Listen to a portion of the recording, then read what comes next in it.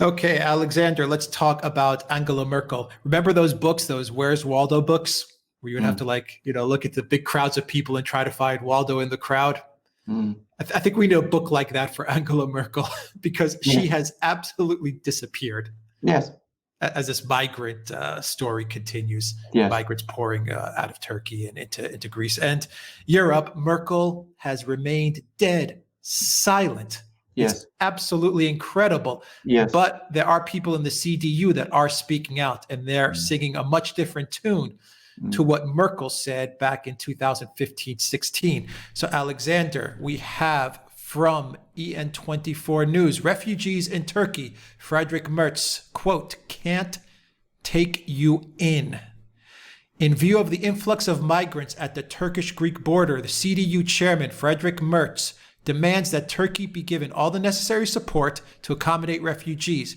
At the same time, a loss of control, as in 2015, must be avoided. Quote, first of all, this is a major humanitarian catastrophe, which is currently taking place on the Greek islands and also between Greece and Turkey, Merz told MDR Actuel on Monday.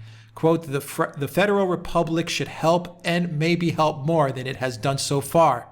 Germany has to be ready to give every support, every help also to Turkey to enable a reasonably decent accommodation. And at the same time, we have to send a signal to the refugees there. There is no point in coming to Germany, emphasized Merz. We cannot accept you here. In Germany, everyone involved agreed that something like the refugee influx in 2015-16 should not be repeated. Germany must, of course, also keep control of its own borders if such a situation should occur again, said Merz. The word loss of control was rightly used in Germany in 2015 and 16 and should not be repeated. Alexander. Well, Friedrich Merz is, of course, a long-standing political rival of Angela Merkel. He is also clearly on the right of the CDU, and he's been arguing for quite a long time now that Merkel's leadership at the CDU has been disastrous. It has pushed this conservative right-wing party to the center so that the CDU has lost definition. And he is also very openly and straightforwardly there criticizing Merkel's 2015 policies. And note some other things that he said. He said that Germany must have control of its borders. That is incendiary because, of course, Merkel's entire policy is not that Germany controls its borders, but that the EU controls its borders through the Schengen system. So he is, in effect, repudiating completely the policies that Merkel followed in 2015, and is implicitly saying that those policies are wrong. He's also doing something else, which is that he's providing a clear voice at a time when Merkel isn't, by saying that Germany and the EU should support Greece in stemming this migrant flow. And of course, as you absolutely rightly said, Merkel is nowhere to be seen. So what Merz, who is angling to take over from Merkel and to become the next leader of the CDU and the next Chancellor of Germany, what he's doing is he's again differentiating himself from Merkel, and he's making it very clear that he's going to take Germany and the CDU in a radically different direction from the one that Merkel has followed. What a disgraceful display of leadership or a lack of leadership shown by Well, Merkel. there's no leadership at all. I mean, she's completely abdicated responsibility. She's completely ducked out of this because, of course, if she goes to Greece or supports Greece in the way that Merz has just done, she's in effect admitting that her policy in 2015 was wrong and has failed and is set the scene for further problems. So she can't do that. She doesn't also want to antagonize the left-wing forces in Germany, and in particular the Green Party, which is increasingly becoming the party that is propping her up through the votes it has in the Bundesrat, the upper house of the German parliament. So she's, as always, ducking and weaving, avoiding taking a clear position. She's not providing leadership at a time when Germany needs it and Europe also does. Merz is trying to do so. What a coward is Angela Merkel. What a coward. Well, she's always led from the back. She's not just led from the back, but this is the thing which I think a lot of people don't understand about Merkel. She's a very skilled practitioner of the dark arts. She's been very treacherous. And I'm going to give an example, a very recent example, which is of her previous designated successor, who was AKK, Annegret, whatever her name is, the former leader of the CDU. AKK was trying to stop the CDU in Thuringia from going into an informal coalition with the AfD there. Merkel said absolutely nothing. She didn't support AKK in these actions. Then when the CDU did go into coalition with the AfD in Thuringia, then Merkel comes out and speaks out in a way that completely exposes AKK's total ineffectiveness, so that AKK, who Merkel was clearly, in my opinion, trying to get rid of, is left with no choice but to resign because her weakness is exposed. And this is so like Merkel, always operates behind the scenes, always intriguing, always, doing, often being very treacherous. She was once described to me as very treacherous, and you saw that, but never leading from the front. A practitioner of the dark arts, indeed. I like that. So let me read you a statement from the other person vying for control of the CDU, Norbert Röttgen. Merz's competitor in the fight for the post of CDU leader, Norbert Röttgen, instead called for a new edition of the refugee agreement with Turkey. Quote, "Either we Europeans help the refugees in Turkey in cooperation with Turkey, or the refugees are driven out of their misery and come to us," said the chairman of the Foreign Affairs Committee in the Bundestag on Monday in the ARD Morning Magazine. Quote, "That is why we need a new edition of such an agreement. It is now a matter of providing financial help very quickly to help refugees in Turkey." Röttgen also called for more pressure on Russia in the Syria conflict. Quote, "We clearly have to put pressure, political, economic pressure on Russia. Russia is politically the decisive player to get the causes of flight in Syria under control. We look away and only react when the damage is there," he criticized. "Everything that happens now is foreseeable, at least for weeks," end quote. So that's the left-wing voice within the CDU, which is the same policy as the policy Merkel has always followed: appease Turkey, appease Erdogan, go along with Turkey's policies in Syria, and blame Russia when everything goes wrong. That's the Merkel copybook, and you just heard it being followed again. The one thing I would say is that the real rival to Merz is not this man. It is Armin Laschet, who is the minister president of North Rhine-Westphalia, who is a more conservative voice within the CDU, not as right-wing as Merz. And he, Laschet, is very, very much someone who wants to improve relations with Russia. And most people are expecting that it will actually be Laschet who will probably win and become the next CDU leader. Though I happen to think that Merz is in with a strong chance. But anyway, it's good that you quoted all of that, because you see that Merkel's line still has its followers within the CDU, disastrous as it has consistently been. Yeah, I mean, I love how he says that all of this is foreseeable, at least for weeks. I think, it was foreseeable that the minute they tried to destroy Syria and Libya as well, that this was foreseeable.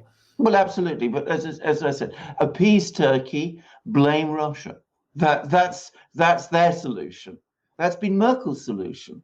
Give Erdogan billions upon billions of euros, And what does he do? He turns on you. But when that happens, you don't blame him. You blame Putin instead, and say increase the pressure on Russia even more. How's that going to work? How is that going to achieve anything? How is that going to help you stem refugee flows? It's only going to make the war in Syria worse. I mean, you could always take the policy of stopping the reckless regime change wars. But precisely. There's an idea. Well, indeed. And if I may say, actually, interestingly enough, Armin Laschet, whom I've just mentioned, has actually spoken in those terms. He once referred very controversially to Bashar al-Assad as a force for stability in Syria. He is a more liberal figure than Merz. And interestingly, Merz apparently is rather more critical of Russia. But at least on foreign policy, he seems to be showing some elements of realism. I suspect Merz would also, by the way. All right, so to close it out, Alexander, is the practitioner of the dark arts, Chancellor Angela Merkel, going to show herself, or is she going to continue to hide as all of this stuff plays out?